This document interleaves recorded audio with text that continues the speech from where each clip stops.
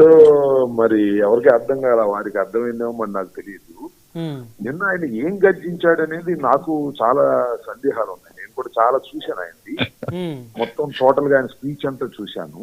ఆయన గర్జించల, సమాధానాలు చెప్పుకోవడానికి ప్రయత్నం చేశారు. అంటే తాను చేస్తున్నటువంటి కార్యక్రమాలు చాలా తేడాగా ఉన్నాయి కాబట్టి ఆ తేడాగా ఉన్నటువంటి వాటికి ప్రజలకు సమాధానం చెప్పుకునేటటువంటి ప్రయత్నం వారి ఉపన్యాసం మొత్తంలో కనిపించింది నాకు. ఆ కోణం మాత్రమే కనిపించింది నాకు. అదేంటి అని అంటే ఎర్ర తువ్వాల నుంచి కాషాయ తువ్వాలంలోకి ఆయన మారటానికి ఎందుకు మారాను, ఏమిటి అనే దాని మీద సుదీర్ఘమైనటువంటి ఎక్స్ప్లెనేషన్ ప్రజలకు ఇచ్చుకునే ప్రయత్నం చేశారు. దానితో చైనా, రష్యా, కమ్యూనిస్టు కంట్రీస్, అక్కడి నుంచి క్యాపిటలిస్టిక్ గా, ప్రజాస్వామ్యబద్ధంగా, సోషలిస్టిక్ గా ఆ దేశాలన్నీ మారినప్పుడు నేను మారితే తప్పేంటి,